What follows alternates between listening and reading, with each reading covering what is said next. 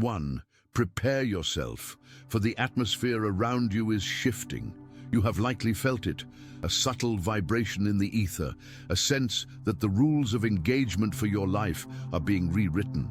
A trumpet sounds in the throne of the heavens, not as a distant echo, but as a divine decree resonating within your own spirit right now. This is not merely a motivational call to action, nor is it a gentle suggestion for self-improvement. It is a sacred instruction, an archetypal warning emerging from the collective unconscious and the voice of God, shaping the trajectory of your destiny as we approach the threshold of 2026. In the coming cycle, spiritual forces will be in rapid motion, and celestial wisdom demands a level of strategic silence you have never practiced before.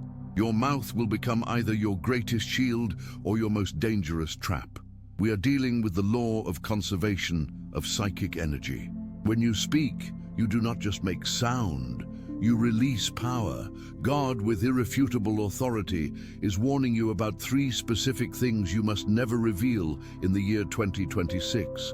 This is not about living in fear, but about possessing the profound wisdom to protect what is precious, to preserve the integrity of your individuation process, and to silence the traps laid by the shadow side of humanity.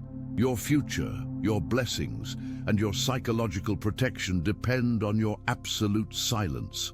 To ignore this prophetic orientation is to invite chaos into a structure that is meant to hold glory.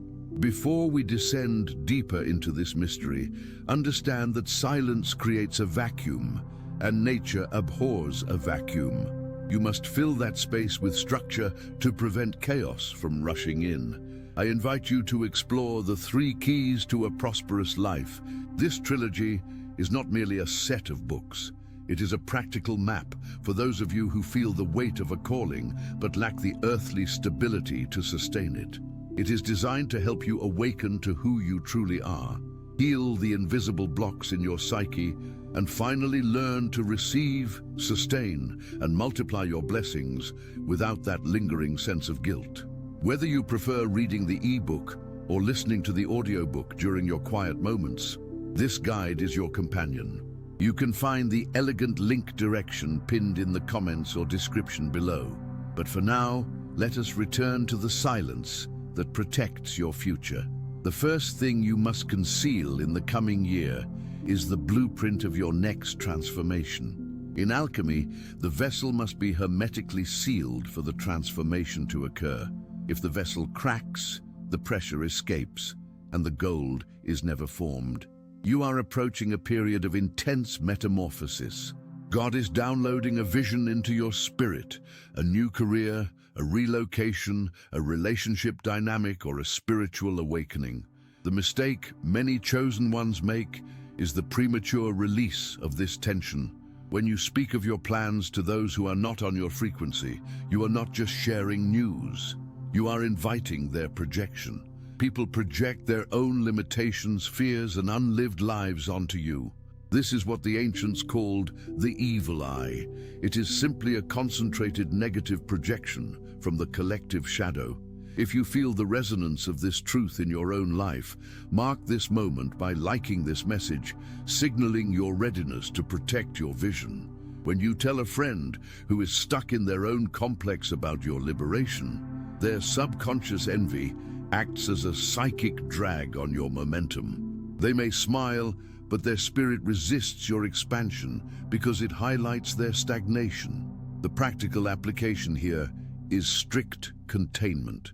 When you feel the urge to announce your next move, recognize it as the ego seeking validation. The ego wants applause, the self wants realization. A common error is believing that sharing creates accountability.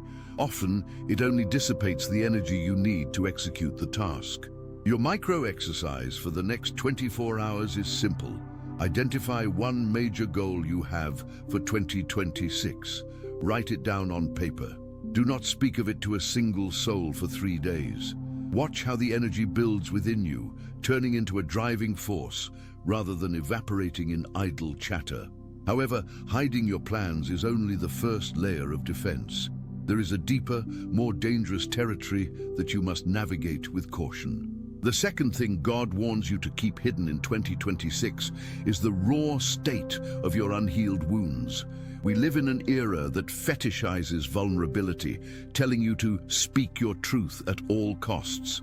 But from a Jungian perspective, there is a difference between integrating your shadow and vomiting your pain onto people who cannot hold space for it.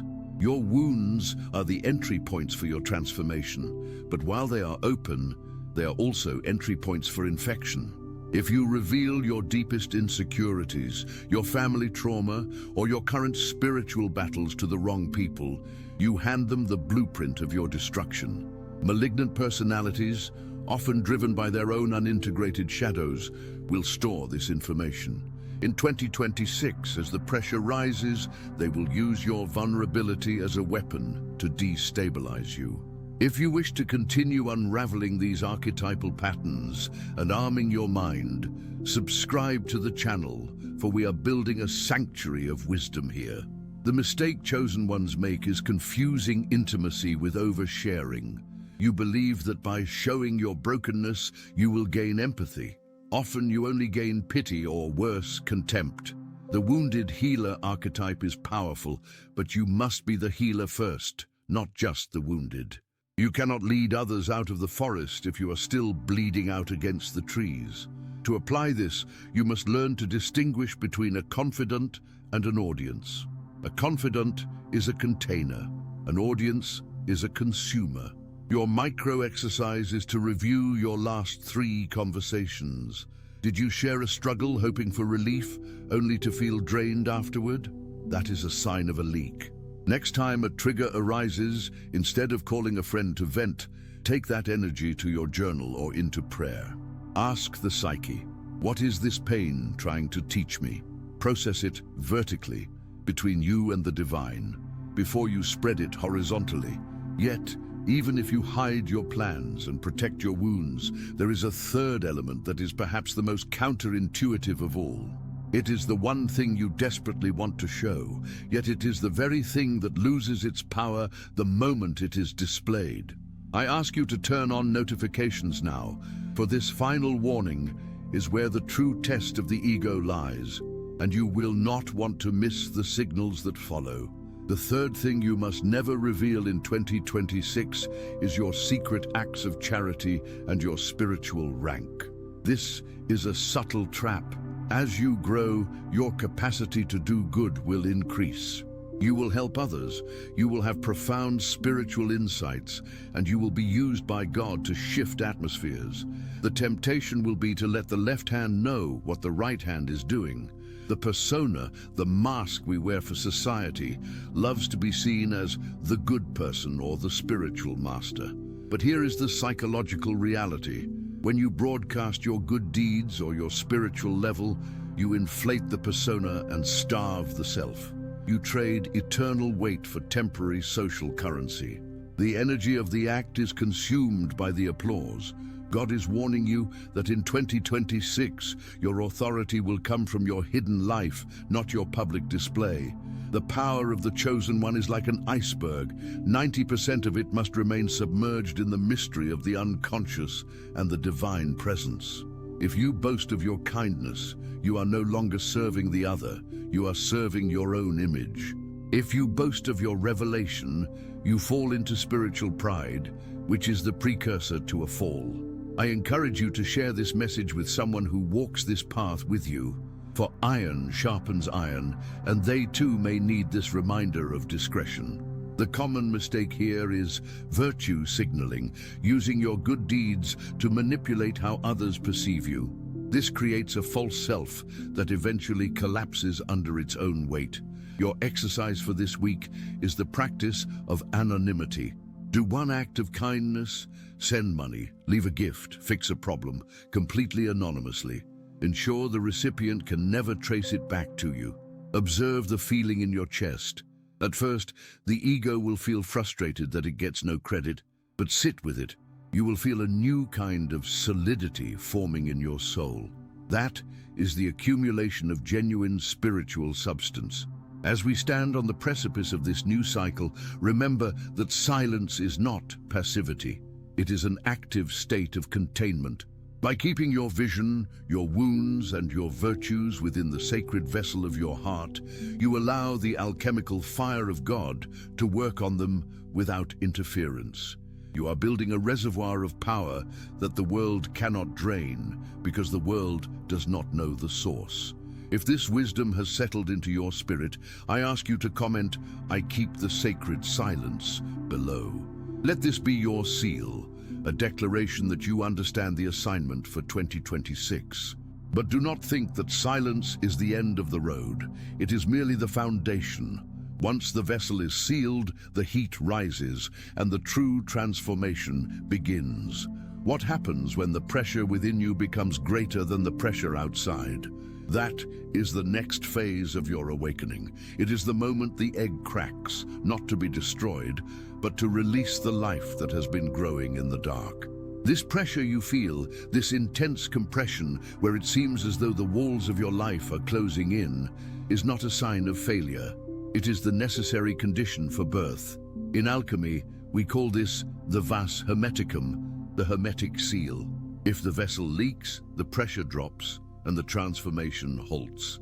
But if you can hold the tension, if you can withstand the heat without acting out, without fleeing into distraction, and without leaking your energy to those who cannot hold it, the base metal of your ego begins to transmute into the gold of the self. This is the physics of the soul.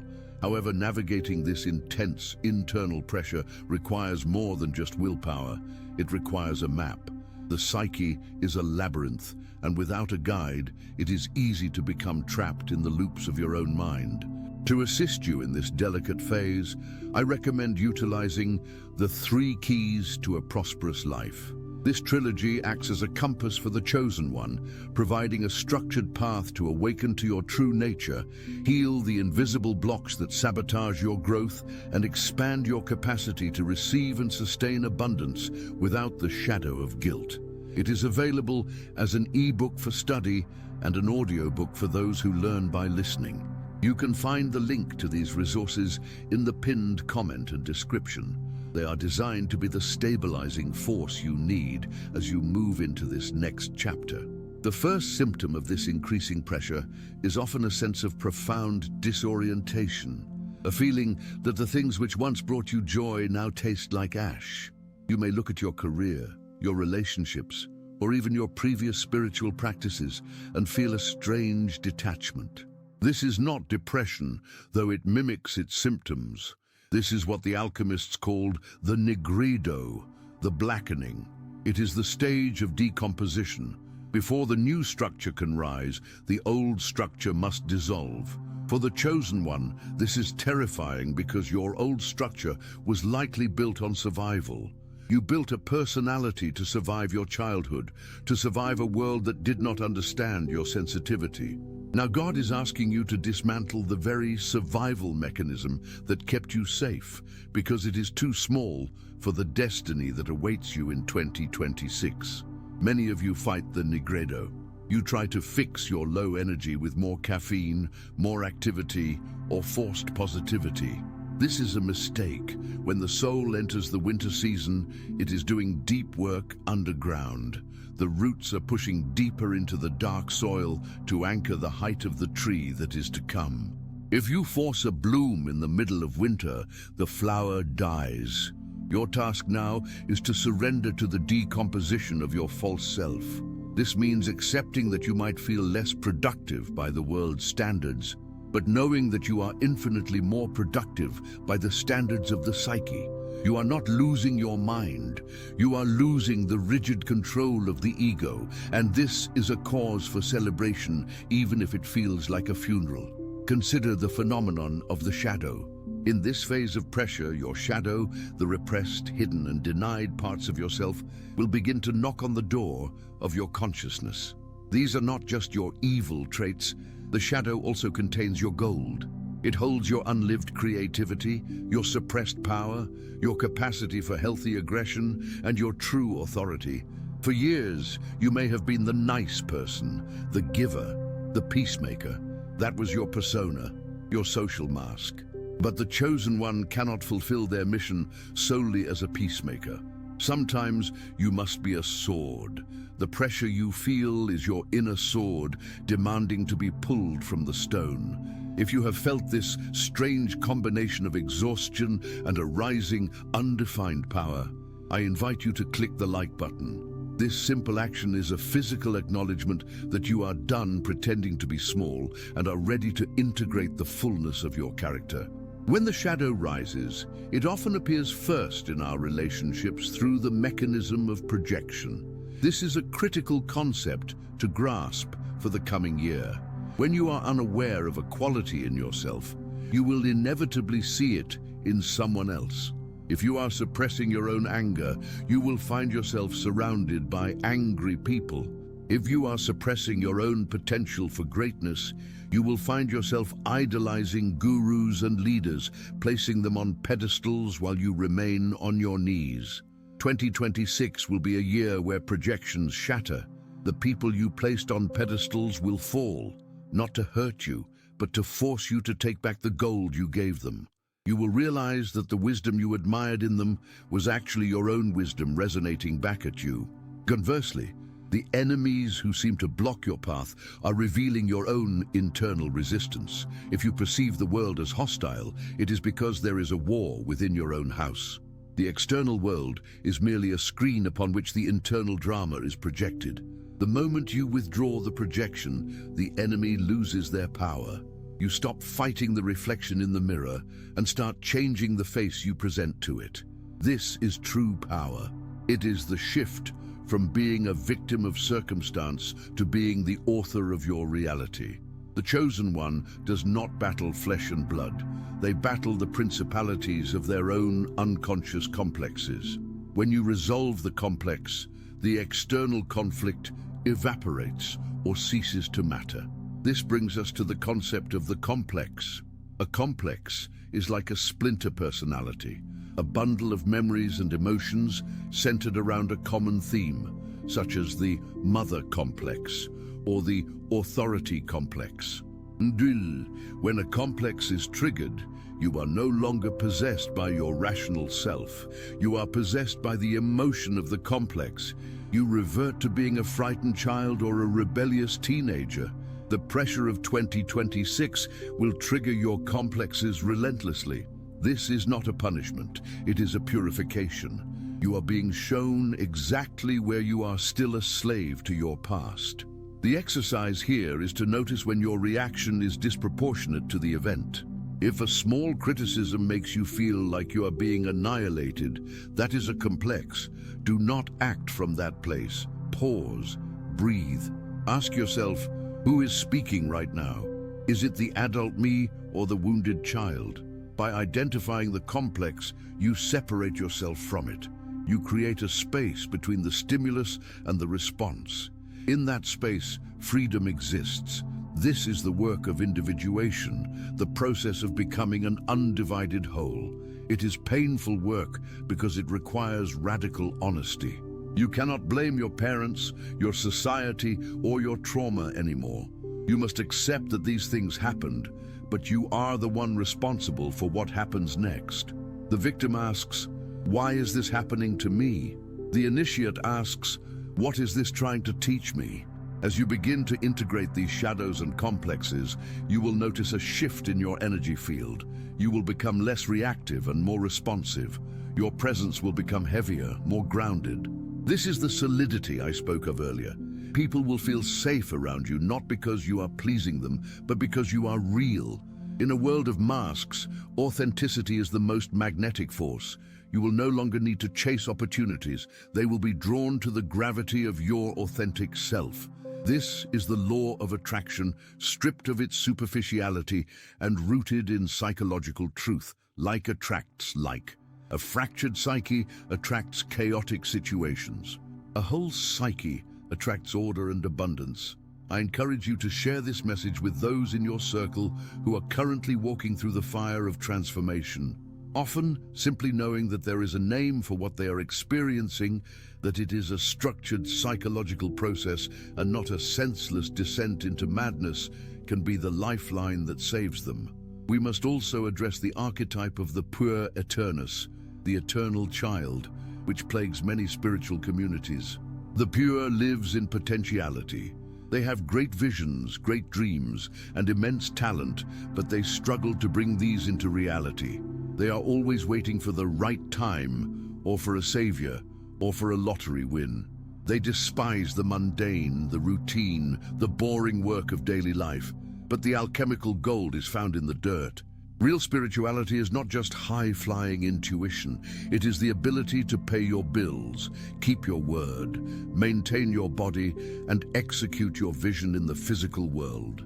2026 demands that the chosen one embraces the Senex, the wise old man archetype, which represents discipline, structure, and endurance. The marriage of the pure, vision, and the Senex, discipline, creates the magician. The magician knows that vision without execution is hallucination. You must be willing to do the boring work. You must be willing to commit to the process even when the inspiration has faded. This is how you build a vessel strong enough to hold the high voltage of your calling. If you only work when you feel inspired, you are a hobbyist, not a master. The master shows up to the canvas, to the page, to the meditation cushion, regardless of their mood. They understand that the ego's resistance is just the gatekeeper to the flow state. This leads us to the realm of dreams. As the pressure builds, your dream life will likely become more vivid. Dreams are the direct communication line from the self, the organizing center of the psyche, to the ego. They are not random firing of neurons. They are symbolic messages concerning your current state of balance. In 2026, pay close attention to big dreams, dreams that have a mythic quality, vivid colors, or intense emotions. These are often guiding dreams. If you dream of being chased, do not ask who is chasing me. Ask what part of myself am I running from. If you dream of finding a new room in your house, know that you are discovering a new capacity within your psyche. Keep a journal by your bed. The act of recording a dream is a ritual act of respect towards the unconscious. It signals to your soul that you are listening. When you listen, the soul speaks more clearly. If you ignore the messages, they will eventually manifest as fate, often in the form of accidents, illnesses, or sudden losses. As I have said before, until you make the unconscious conscious, it will direct your life, and you will call it fate. Your goal is to transform fate into destiny through awareness. If you are committed to decoding the language of your own soul and navigating this year with eyes wide open, I invite you to subscribe to the channel. We are building a sanctuary for deep psychological work, a place where the chosen ones can find the tools to build their own stability. Let us speak of the anima and the animus. For the masculine psyche, the anima is the inner feminine figure, the source of emotion, connection, and life itself. For the feminine psyche, the animus is the inner masculine, the source of focus, logic, and action. A major part of the pressure you feel is the demand for an internal marriage. If a man suppresses his emotion, his anima, he becomes moody, irritable, and possessed by inferior feelings. If a woman suppresses her focus, her animus, she becomes scattered, opinionated, and driven by argumentative thoughts. The goal is to integrate the contrasexual aspect within you. For the men listening, you must learn to relate to your feelings without being drowning in them. You must develop a relationship with your inner feminine that is respectful and listening. This will give you access to intuition and creativity that logic alone cannot provide. For the women listening, you must learn to wield the sword of your own mind.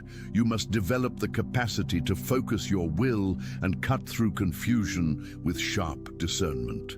This internal wholeness is the prerequisite for a healthy external relationship. You cannot find your soulmate outside until you have met your soulmate inside. If you look for someone to complete you, you are looking for a parent, not a partner. Two halves do not make a whole. Two wholes make a union. This internal work directly influences your capacity for synchronicity. Synchronicity is the occurrence of two events, one internal and one external, that are not causally connected but are meaningfully related. You think of a person and they call. You struggle with a question and a book falls off the shelf with the answer. As you integrate your shadow and align with the self, synchronicities will increase. They are the universe winking at you, confirming that you are on the right timeline. However, there is a danger here, apophenia, or seeing patterns where there are none. The ego can hijack synchronicity to confirm its own biases.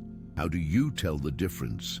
True synchronicity brings a sense of numinosity, a feeling of awe and a deep knowing that is quiet and resonant. Ego-driven pattern-seeking feels frantic, anxious, and desperate for confirmation. If you are frantically looking for signs, you are not in alignment. You are trying to control the outcome. Stop looking. Trust. The sign will come when you are not looking for it. It will find you. The universe does not need your help to deliver a message. It needs your openness to receive it.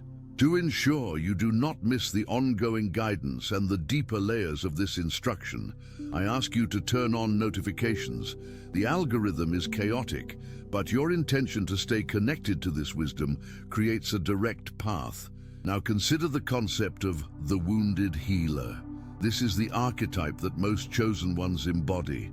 You have been wounded early in life, perhaps by abandonment, abuse, or deep misunderstanding. You have spent years trying to heal this wound. But here is the paradox. The wound is not meant to disappear completely. It is through the wound that the light enters, and it is through the wound that your empathy flows out to the world. Your ability to heal others comes from your own experience of suffering. You do not help people because you read it in a book. You help them because you have been where they are. However, the danger for the wounded healer is to over-identify with the healer role and neglect their own wound.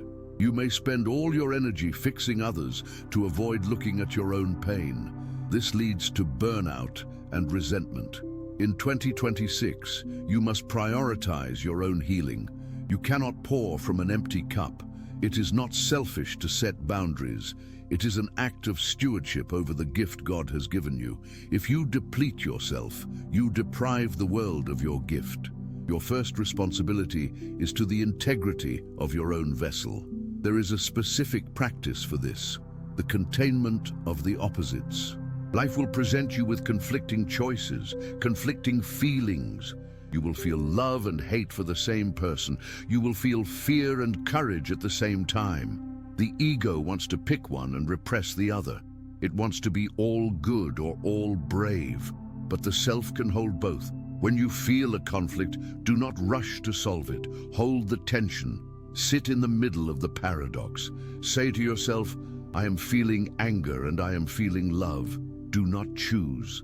If you can hold the tension long enough without snapping, a third thing will emerge.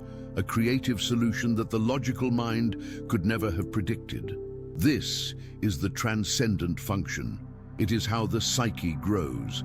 It moves from thesis to antithesis to synthesis. This capacity to hold tension is the mark of spiritual maturity. The child wants immediate resolution. The adult can wait. The adult understands that the timing of the soul is slower than the timing of the internet. We live in a culture of instant gratification, but the soul moves at the speed of nature. Trees do not rush to grow. Seasons do not rush to change. Give yourself permission to be slow. Give yourself permission to not have all the answers yet. The confusion is the chrysalis. The clarity is the butterfly. You cannot have one without the other.